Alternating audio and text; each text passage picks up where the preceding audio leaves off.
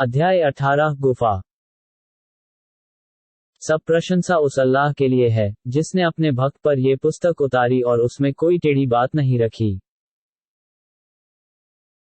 बल्कि उसे अति सीधा बनाया, ताकि वह अल्लाह अपनी ओर से आने वाली कठोर यातना से डराए और उन ईमान वालों को जो अच्छे कार्य करते हैं शुभ सूचना सुना दे कि उनके लिए अच्छा बदला है,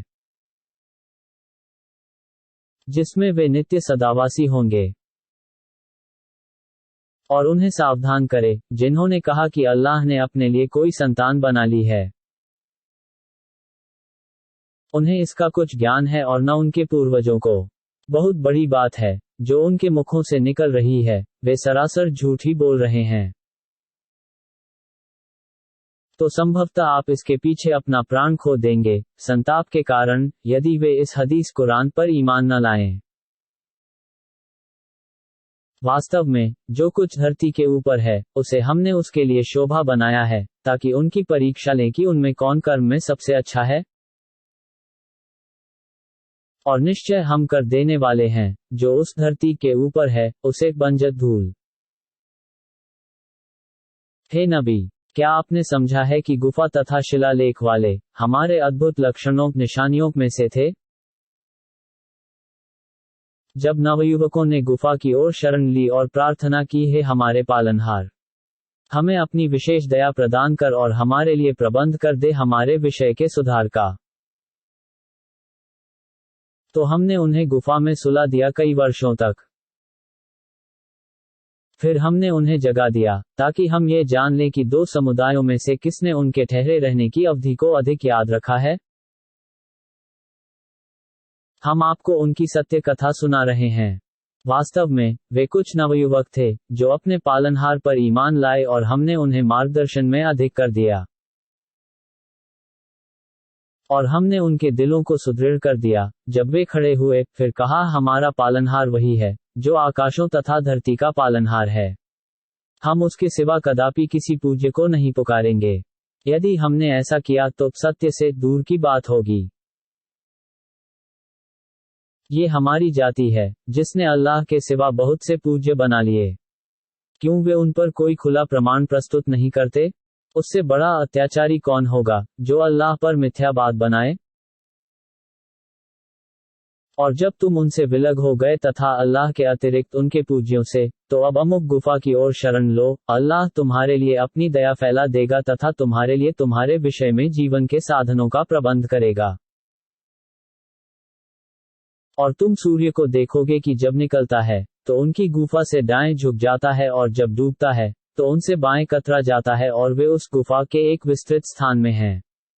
ये अल्लाह की निशानियों में से है, और जिसे अल्लाह मार्ग दिखा दे वही सुपथ पाने वाला है, और जिसे कुपथ कर दे तो तुम कदापि उसके लिए कोई सहायक मार्गदर्शक नहीं पाओगे।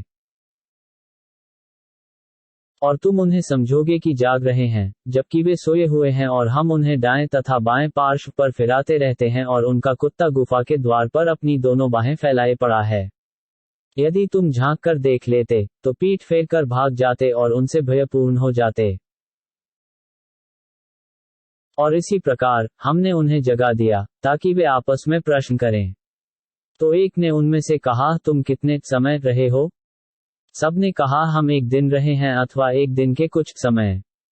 फिर सबने कहा, अल्लाह अधिक जानता है कि तुम कितने समय रहे हो। तुम अपने में से किसी को अपना ये सिक्का देकर नगर में भेजो, फिर देखे कि किसके पास अधिक स्वच्छ पवित्र भोजन है, और उसमें से कुछ जीविका भोजन लाए, और चाहिए कि सावधानी बरते, ऐसा ना हो कि तुम्हारा किसी को अनुभव हो जाए। क्योंकि यदि वे तुम्हें जान जाएंगे तो तुम्हें पथराव करके मार डालेंगे या तुम्हें अपने धर्म में लौटा लेंगे, और तब तुम कदापि सफल नहीं हो सकोगे। इसी प्रकार हमने उनसे अवगत करा दिया ताकि उन नागरिकों को ज्ञान हो जाए कि अल्लाह का वचन सत्य है, और ये कि प्रलय होने में कोई संदेह नहीं। जब वे आपस में विवाद करने लगे तो कुछ ने कहा, उन पर कोई निर्माण करा दो, अल्लाह ही उनकी दशा को भली भांति जानता है। परंतु उन्होंने कहा, जो अपना प्रभुत्व रखते थे, हम अवश्य उनकी गुफा के स्थान पर एक मस्जिद बनाएंगे। कुछ कहेंगे कि वे 3 हैं और चौथा उनका कुत्ता है, और कुछ कहेंगे कि 5 हैं और छठा उनका कुत्ता है। ये अंधेरे में तीर चलाते हैं और कहेंगे कि 7 हैं और 8वां उनका कुत्ता है। हे नबी, आप कह दे कि मेरा पालनहार ही उनकी संख्या भली भांति जानता है, जिसे कुछ लोगों के सिवा कोई नहीं जानता। अतः आप उनके संबंध में कोई विवाद न करें, सिवाय सरसरी बात के, और न उनके विषय में किसी से कुछ पूछें। और कदापि किसी विषय में न कहें कि मैं इसे कल करने वाला हूं। परंतु ये कि अल्लाह चाहे तथा अपने पालनहार को याद करें, जब भूल जाएं और कहें, संभव है, मेरा पालनहार मुझे इससे समीप सुधार का मार्ग दर्शा दे। और वे गुफा में 300 वर्ष रहे और 9 वर्ष अधिक। और आप कह दे कि अल्लाह उनके रहने की अवधि से सर्वाधिक अवगत है। आकाशों तथा धरती का परोक्ष वही जानता है। क्या ही खूब है वह देखने वाला और सुनने वाला। नहीं है उनका उसके सिवा कोई सहायक, और न वह अपने शासन में किसी को साझी बनाता है। और आप उसे सुना दें, जो आपकी ओर वही प्रकाशना की गई है, आपके पालनहार की पुस्तक में से, उसकी बातों को कोई बदलने वाला नहीं है, और आप कदापि नहीं पाएंगे उसके सिवा कोई शरण स्थान। और आप उनके साथ रहें, जो अपने पालनहार की प्रातः संध्या बंदगी करते हैं। वे उसकी प्रसन्नता चाहते हैं, और आपकी आंखें सांसारिक जीवन की शोभा के लिए उनसे न फिरने पाएं और उसकी बात न माने, जिसके दिल को हमने अपनी याद से निश्चेत कर दिया और उसने मनमानी की, और जिसका काम ही उल्लंघन अवज्ञा करना है। आप कह दे कि ये सत्य है तुम्हारे पालनहार की ओर से, तो जो चाहे ईमान लाए और जो चाहे कुफ्र करे। निश्चय हमने अत्याचारियों के लिए ऐसी अग्नि तैयार कर रखी है, जिसकी प्राचीर ने उन्हें घेर लिया है, और यदि वे जल के लिए गुहार करेंगे, तो उन्हें तेल की तलछट के समान जल दिया जाएगा, जो मुखों को भून देगा। वह क्या ही बुरा पेय है, और वह क्या ही बुरा विश्राम स्थान है। निश्चय जो ईमान लाए तथा सदाचार किए, तो हम उनका प्रतिफल व्यर्थ नहीं करेंगे, जो सदाचारी हैं। यही हैं जिनके लिए स्थायी स्वर्ग हैं, जिनमें नहरें प्रवाहित हैं, उसमें उन्हें सोने के कंगन पहनाए जाएंगे, तथा वे महीन और गाढ़े रेशम के हरे वस्त्र पहनेंगे, उसमें सिंहासनों के ऊपर आसीन होंगे। ये क्या ही अच्छा प्रतिफल और क्या ही अच्छा विश्राम स्थान है। और हे नबी, आप उन्हें एक उदाहरण 2 व्यक्तियों का दें, हमने जिनमें से एक को 2 बाग दिए अंगूरों के और घेर दिया दोनों को खजूरों से, और दोनों के बीच खेती बना दी। दोनों बागों ने अपने पूरे फल दिए और उसमें कुछ कमी नहीं की, और हमने जारी कर दी दोनों के बीच एक नहर। और उसे लाभ प्राप्त हुआ, तो एक दिन उसने अपने साथी से कहा जबकि वह उससे बात कर रहा था, मैं तुझसे अधिक धनी हूं तथा स्वजनों में भी अधिक हूं। और उसने अपने बाग में प्रवेश किया, अपने ऊपर अत्याचार करते हुए। उसने कहा, मैं नहीं समझता कि इसका विनाश हो जाएगा कभी, और न ये समझता हूं कि प्रलय होगी, और यदि मुझे अपने पालनहार की ओर पुनः ले जाया गया, तो मैं अवश्य ही इससे उत्तम स्थान पाऊंगा। उसके साथी ने कहा, और वह उससे बात कर रहा था, क्या तूने उसके साथ कुफ्र कर दिया, जिसने तुझे मिट्टी से उत्पन्न किया, फिर वीर्य से, फिर तुझे बना दिया एक पूरा पुरुष? कहा मैं, तो वही अल्लाह मेरा पालनहार है, और मैं साझी नहीं बनाऊंगा अपने पालनहार का किसी को। और क्यों नहीं जब तुमने अपने बाग में प्रवेश किया, तो कहा कि जो अल्लाह चाहे, अल्लाह की शक्ति के बिना कुछ नहीं हो सकता। यदि तू मुझे देखता है कि मैं तुझसे कम हूं धन तथा संतान में, तो आशा है कि मेरा पालनहार मुझे प्रदान कर दे तेरे बाग से अच्छा, और इस बाग पर आकाश से कोई आपदा भेज दे और वह चिकनी भूमि बन जाए, अथवा उसका जल भीतर उतर जाए, फिर तू उसे पा न सके। अंततः उसके फलों को घेर लिया गया, फिर वह अपने दोनों हाथ मलता रह गया उस पर, जो उसमें खर्च किया था, और वह अपने छप्परों सहित गिरा हुआ था, और कहने लगा, क्या ही अच्छा होता कि मैं किसी को अपने पालनहार का साझी न बनाता। और नहीं रह गया उसके लिए कोई जत्था, जो उसकी सहायता करता, और न स्वयं अपनी सहायता कर सका। यही सिद्ध हो गया कि सब अधिकार सत्य अल्लाह को है, वही अच्छा है प्रतिफल प्रदान करने में तथा अच्छा है परिणाम लाने में।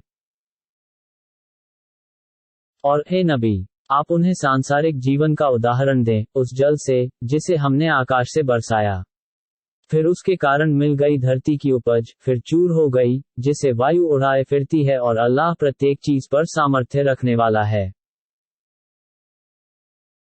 धन और पुत्र सांसारिक जीवन की शोभा हैं, और शेष रह जाने वाले सत्कर्म ही अच्छे हैं, आपके पालनहार के यहाँ प्रतिफल में तथा अच्छे हैं, आशा रखने के लिए।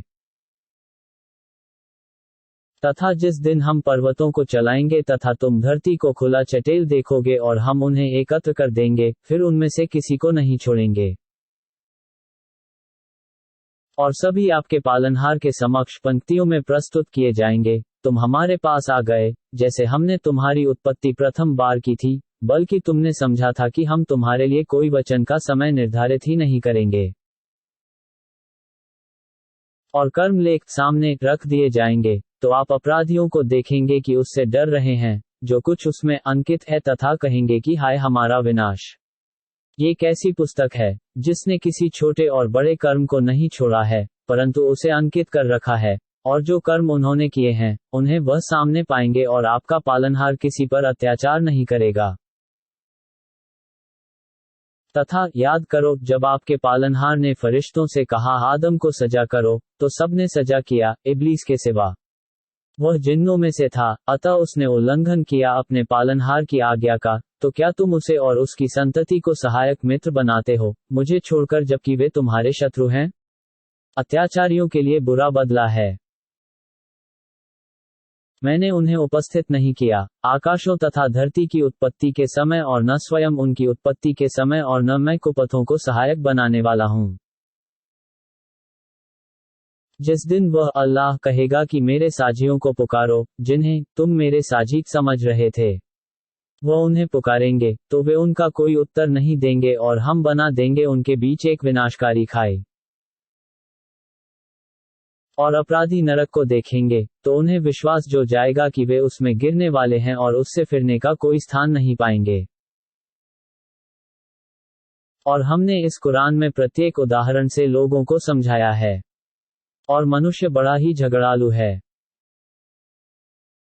और नहीं रोका लोगों को कि ईमान लाएं, जब उनके पास मार्गदर्शन आ गया, और अपने पालनहार से क्षमा याचना करें, किंतु इसी ने कि पिछली जातियों की दशा उनकी भी हो जाए, अथवा उनके समक्ष यातना आ जाए।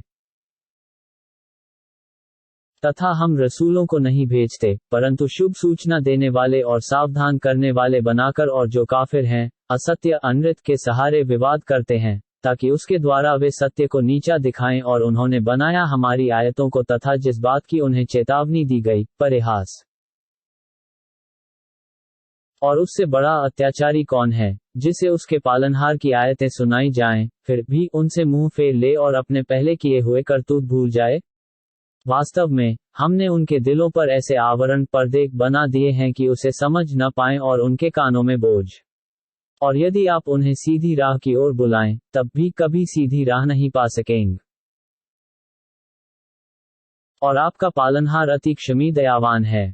यदि वह उन्हें उनके करतूतों पर पकड़ता, तो तुरंत यातना दे देता, बल्कि उनके लिए एक निश्चित समय का वचन है, और वे उसके सिवा कोई बचाव का स्थान नहीं पाएंगे।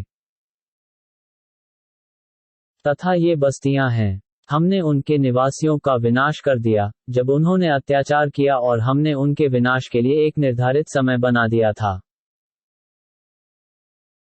तथा याद करो, जब मूसा ने अपने सेवक से कहा, मैं बराबर चलता रहूंगा, यहाँ तक कि दोनों सागरों के संगम पर पहुंच जाऊं, अथवा वर्षों चलता रहूं। तो जब दोनों उनके संगम पर पहुंचे, तो दोनों अपनी मछली भूल गए, और उसने सागर में अपनी राह बना ली, सुरंग के समान। फिर जब दोनों आगे चले गए, तो उस मूसा ने अपने सेवक से कहा कि हमारा दिन का भोजन लाओ, हम अपनी इस यात्रा से थक गए हैं। उसने कहा, क्या आपने देखा, जब हमने उस शिलाखंड के पास शरण ली थी, तो मैं मछली भूल गया, और मुझे उसे शैतान ही ने भुला दिया कि मैं उसकी चर्चा करूं, और उसने अपनी राह सागर में अनोखे तरीके से बना ली। मूसा ने कहा, वही है जो हम चाहते थे। फिर दोनों अपने पद चिन्हों को देखते हुए वापस हुए।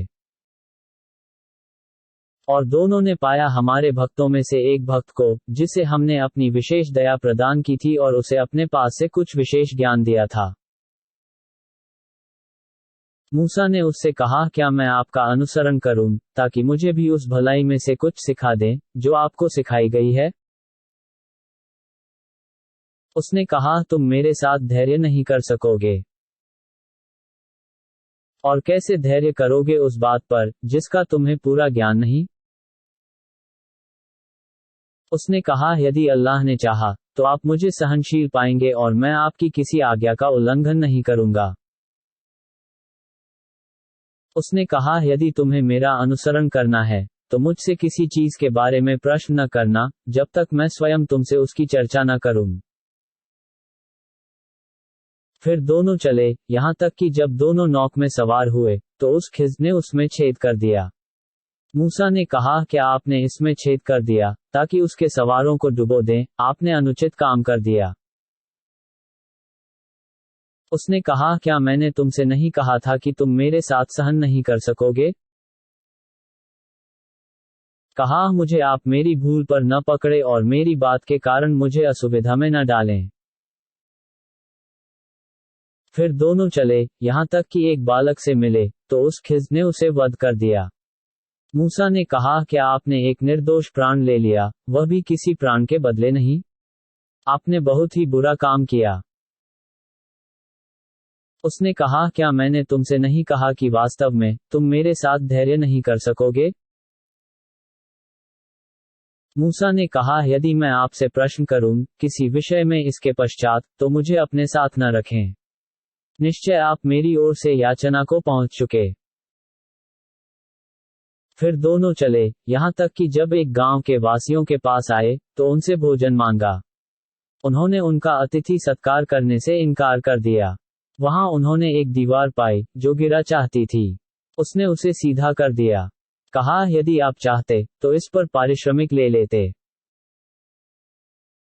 उसने कहा, हे मेरे तथा तुम्हारे बीच वियोग है। मैं तुम्हें उसकी वास्तविकता बताऊंगा, जिसे तुम सहन नहीं कर सके।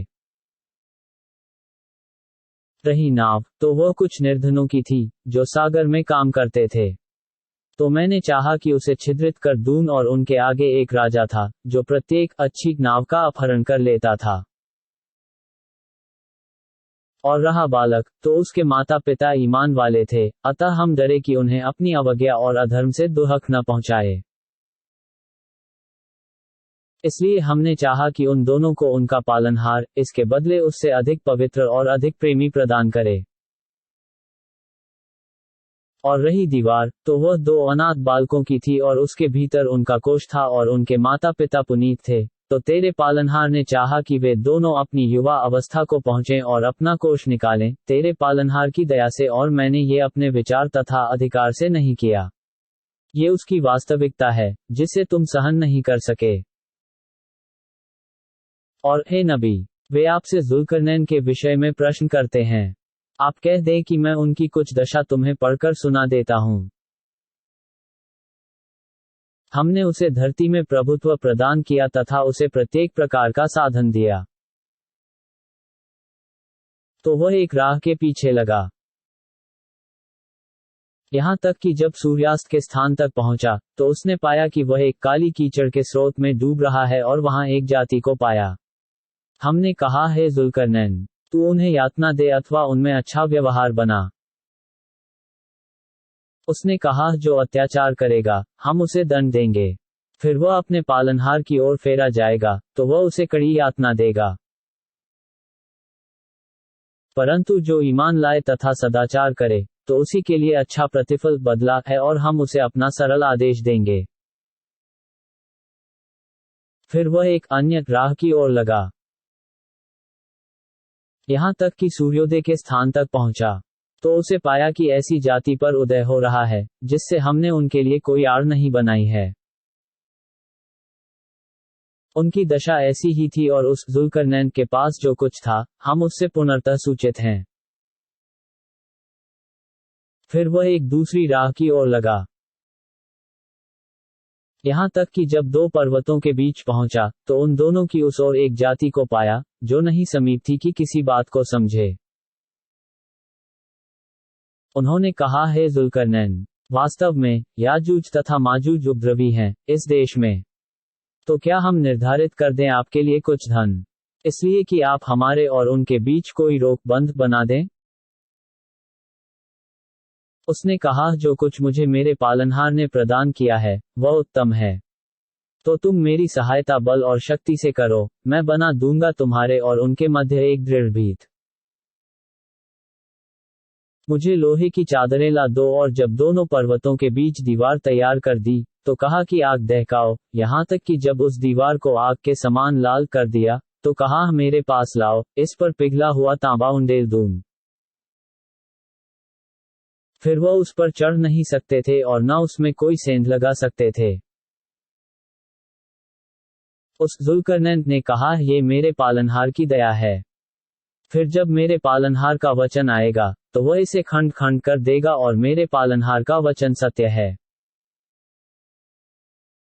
और हम छोड़ देंगे उस दिन लोगों को एक दूसरे में लहरें लेते हुए, तथा नरसिंहा में फूंक दिया जाएगा, और हम सबको एकत्र कर देंगे। और हम सामने कर देंगे उस दिन नरक को काफिरों के समक्ष, जिनकी आंखें मेरी याद से पर्दे में थीं और कोई बात सुन नहीं सकते थे। तो क्या उन्होंने सोचा है जो काफिर हो गए कि वे बना लेंगे मेरे दासों को मेरे सिवा सहायक? वास्तव में हमने काफिरों के आतिथ्य के लिए नरक तैयार कर दी है। आप कह दे कि क्या हम तुम्हें बता दें कि कौन अपने कर्मों में सबसे अधिक क्षतिग्रस्त हैं? वह हैं जिनके सांसारिक जीवन के सभी प्रयास व्यर्थ हो गए, तथा वे समझते रहे कि वे अच्छे कर्म कर रहे हैं। यही वे लोग हैं जिन्होंने नहीं माना अपने पालनहार की आयतों तथा उससे मिलने को, अतः हम प्रलय के दिन उनका कोई भार निर्धारित नहीं करेंगे। उन्हीं का बदला नरक है, इस कारण कि उन्होंने कुफ्र किया और मेरी आयतों और मेरे रसूलों का उपहास किया।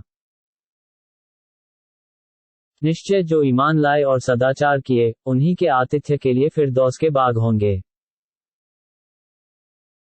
उसमें वे सदावासी होंगे, उसे छोड़कर जाना नहीं चाहेंगे।